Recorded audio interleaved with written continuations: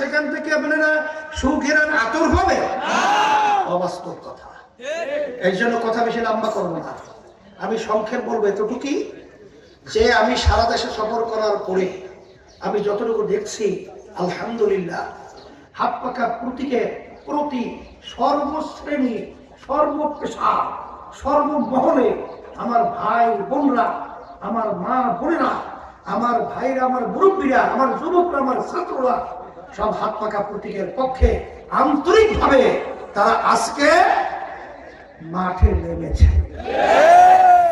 বিজয়ের মালিক আল্লাহ, কিন্তু ভাবতো ভালো দেখে। পদ্মা সেতু, মেট্রো রেল এবং এলিভেটেড এক্সপ্রেসওয়ে নির্মাণের গর্বিত অংশীদার বসুন্ধরা সিমেন্ট।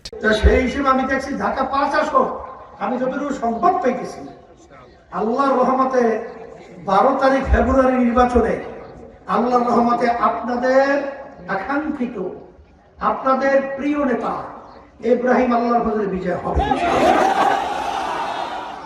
আমি সেই আশা রাখতে পারি।